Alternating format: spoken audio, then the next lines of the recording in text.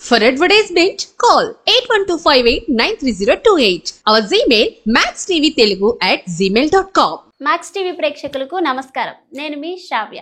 ప్రస్తుతం మనతో పాటు ఉన్నారు ప్రముఖ ఆధ్యాత్మికవేత్త, ప్రముఖ జ్యోతిష్య వాస్తు పండితులు మాడుగుల శివప్రసాద్ గురుగారు. మరి గురుగారితో మాట్లాడి అనేక సందేహాలు ఈ రోజు వీడియోలో తెలుసుకుందాం. నమస్కారం గురుగారు. ఆశీర్వచనం తల్లి. గురుగారు, మనం ప్రతి దేవుణ్ణి పూలతో పూజిస్తాం, కానీ వినాయకుడిని మాత్రం ఆకులతో గరికతోనే పూజిస్తాము. ఎందుకు గురుగారు? వినాయకుడిని గరికతో ఎందుకు పూజ చేస్తాము అనేటువంటిది ఇక్కడ మీరు అడుగుతూ ఉండేటువంటి ప్రశ్న. గరక అనేటువంటిది ఏమిటి అంటే, గరక ఎలా పుడుతుంది అనేటువంటిది ముందు తెలుసుకోవాలి. దూర్వా అంటారు సంస్కృతంలో గరకను. ఆ గరక ఏమవుతుందంటే ఇలా పుట్టి ఇలా కొద్దిగా పైకి వచ్చి మళ్ళీ వెంటనే ఇంకొక చోటికి వెళ్ళి ఇంకొక చోటికి వెళ్ళి ఇంకొక చోటికి వెళ్ళి ఇలా ముందు ముందుకు వెళ్ళి భూమిలోకి వేర్లతో సహా పాతుకుపోయి గరక అనేటువంటి ఇది ప్రాకుతూ పుడుతుంది గరక. దర్భ అనేటువంటిది చాలా పొడవుగా పెరుగుతుంది. ఈ గరక కానీ దర్భ కానీ రెండు నిత్య పవిత్రతతో కూడుకున్నటువంటివి. ఇవి ఈ గరక అలా పుట్టుక వలన ఏమిటి అంటే, ప్రతి మనిషికి కూడా ఒక పని జరిగింది అంటే ఇంకొక పనికి అది ఆధారభూతం అవుతుందన్నమాట. ఒకటి జరిగింది అంటే రెండవది జరుగుతుంది, రెండవది జరిగిందంటే మూడవ దానికి అడుగు వేయగలుగుతాం, మూడవది జరిగిందంటే నాలుగవ దానికి అడుగు వేయగలుగుతాము. అలా కదా మానవ జీవితం ఎప్పుడూ కూడా.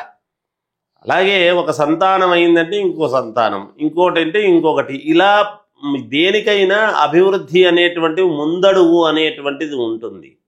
అందుకనే మనము చేసేటువంటి పనులలో కానీ మన ఎదుగుదలలో కానీ మనకు కావాల్సినటువంటి అవసరాలలో కానీ ముందడుగు అనేటువంటిది చాలా అవసరం. అడుగు ముందుకు పడటం అనేటువంటి అంటే ప్రతిబంధకాలు లేకుండా, ఎటువంటి విఘ్నాలు లేకుండా నిర్విఘ్నముగా సాగాలి మన పనులు అని కదా మనం అనుకుంటాం. ఆ గరక పుట్టుకనే ఇంకొకటి ముందుకు అడుగు వేస్తూ పుట్టినటువంటిది.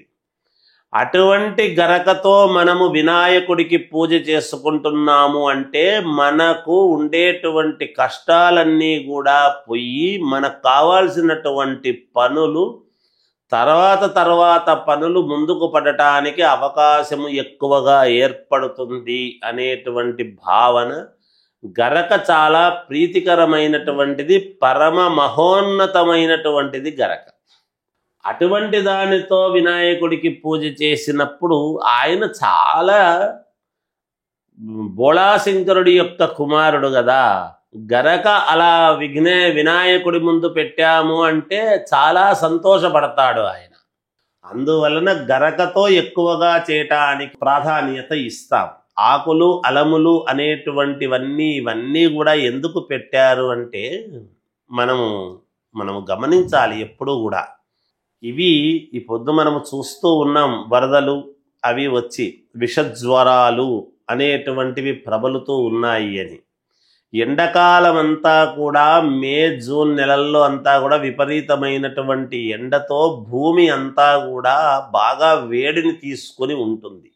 ఒక్కసారిగా వర్షాలు పడేటప్పటికీ, ఆగస్టు శ్రావణ మాసము వర్షాలు అవి పడేటప్పటికి ఏమవుతుందంటే, వేడిదాని మీద ఈ నీళ్లు వర్షము కురిసేటప్పటికీ ఆ భూమి వేడికి భూమిలో ఉండేటువంటి పురుగు పుట్ర అవన్నీ కూడా బయటికి వస్తాయి. మనం కూడా ఇంట్లో ఉక్కబోస్తూ విపరీతంగా ఉంటే బయటికి వచ్చి కాసేపు అలా చల్లగాలి వీస్తుందేమో అని వస్తాం.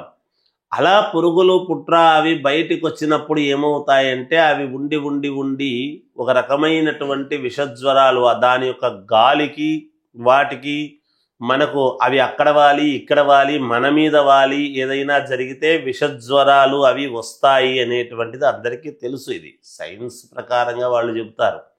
కానీ మనకు అనాది నుండి సైన్స్ పుట్టక ముందు నుండే ఇవన్నీ కూడా, మరి ఈ ఆకులు అలములు ఇవన్నీ కూడా మనం ఎప్పుడైతే వినాయకుడికి పూజ చేస్తూ ఉంటామో వాటి వలన ఎటువంటి పురుగు పుట్ర దరి చేరకుండా ఉండటానికి మార్గము అనేటువంటిది కూడా ఒకటి కారణం. అందుకనే ఇవాళ మామూలుగా మనము బోనాలు అమ్మవారి ఇది చేస్తూ ఉండినా, అమ్మవారి పూజలు చేసుకుంటున్నా, ఆకులు అలములు ఈ విశేషమైనటువంటివి కొన్ని ఉన్నాయి ప్రకృతిలో. ఇవన్నీ ప్రకృతి సిద్ధమైనటువంటి ఆకులు, ఏవో కాదు. మనం ఏవంటే అవి తిక్కవి అవి ఇవి తెచ్చి ఏవో వాళ్ళు అమ్ముకునే వాళ్ళు ఇవి తప్ప లేవు అన్నట్టుగా వాళ్ళు తెస్తారు 10 రూపాయలు పొట్టకోటి కోసము. మనము కూడా అవి ఏమిటివి అని చూడకుండా ఒక 10 రూపాయలవి అంటే ఏవేవో ఇస్తుంటాడు. బ్రహ్మజముడు, నాగజముడు అన్ని ముఖ్యమైనవన్నీ ఉంటాయి. అవి కొన్ని ఏవో పెట్టి వాటికి వీటికి ఇస్తూ ఉంటారు. కానీ నిజానికి చాలా విశేషమైనటువంటి పత్రాలు ఉన్నాయమ్మ.